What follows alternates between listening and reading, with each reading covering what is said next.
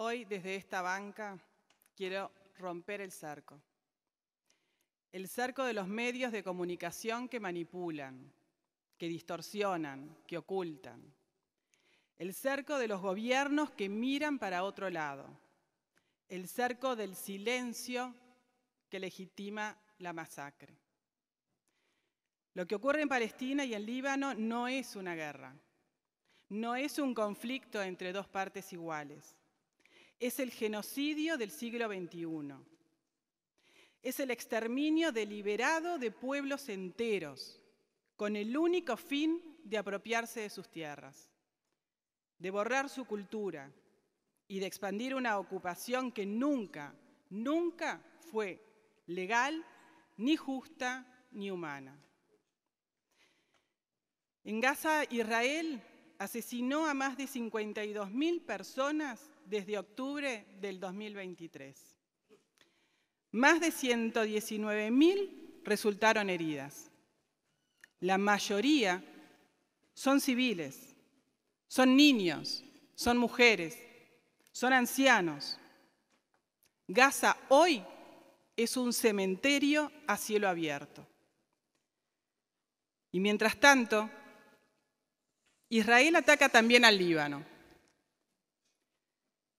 bombardeando el sur del país, asesinando a civiles, desplazando a miles de personas y destruyendo comunidades fronterizas. En ambos territorios, las víctimas no son soldados, son familias, son médicos, periodistas, estudiantes, campesinos.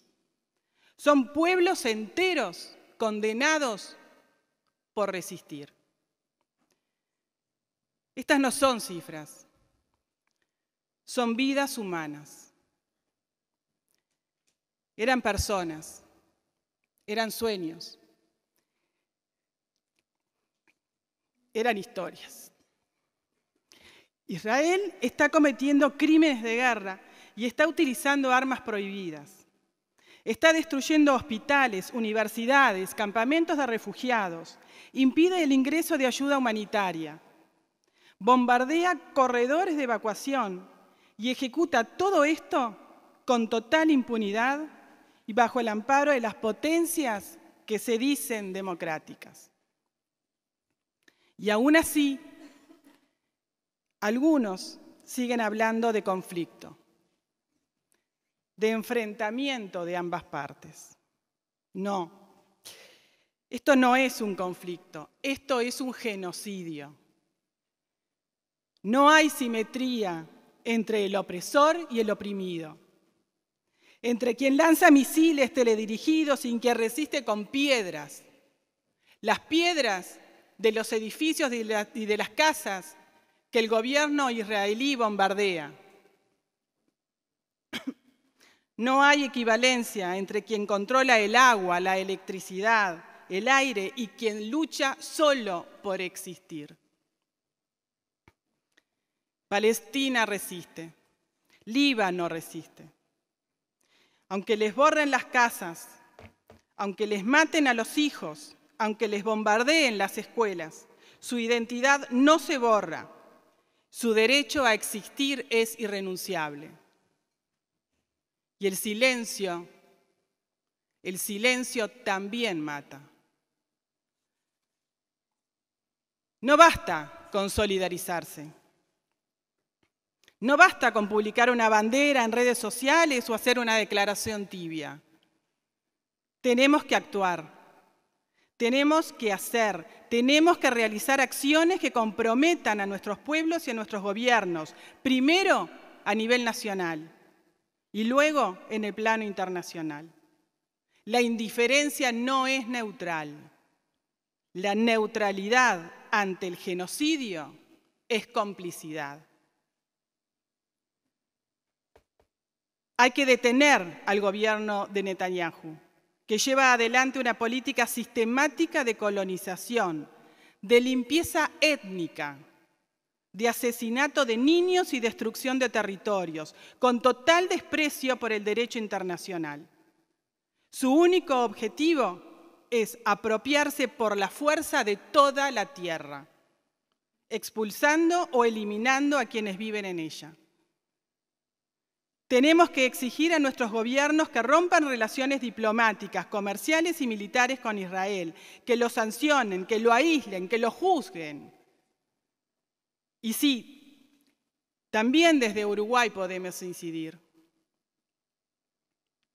No somos un país ajeno, no somos un país sin historia. Uruguay fue el primer país sudamericano y el cuarto en el mundo en reconocer oficialmente al Estado de Israel en 1948. ¿Qué significa eso hoy? ¿Vamos a seguir avalando a un Estado que viola todos los principios del derecho internacional? ¿Vamos a seguir callando mientras masacra a dos pueblos? No podemos, no debemos. Como país con historia democrática, con vocación internacionalista y con una tradición firme en la defensa de los derechos humanos, tenemos la obligación moral y ética de pronunciarnos con claridad. Desde esta Junta propongo que tomemos una posición firme, que condenemos sin ambigüedades el genocidio del pueblo palestino y los crímenes contra el pueblo libanés. Que exijamos al Gobierno nacional la ruptura de relaciones diplomáticas con Israel mientras persista esta política criminal. Y que nos comprometamos también con acciones concretas. Colaborar con ayuda humanitaria, apoyar campañas de boicot, generar espacios de formación, de encuentro, de visibilización y de presión política. Lo que no hagamos hoy será parte de nuestra vergüenza colectiva mañana. Porque cuando nuestros nietos pregunten qué hicimos frente a este horror, no podremos decir que no sabíamos. No podremos decir que fue lejos. No podremos decir que no era con nosotros. Frente a los escombros de Gaza y el sur del Líbano, frente a los cadáveres de niños cubiertos con sábanas, frente al llanto de madres que ya no tienen nada que perder, no alcanza con mirar para otro lado. No alcanza con sentir pena. Hay que hacer justicia. Hay que pronunciarse.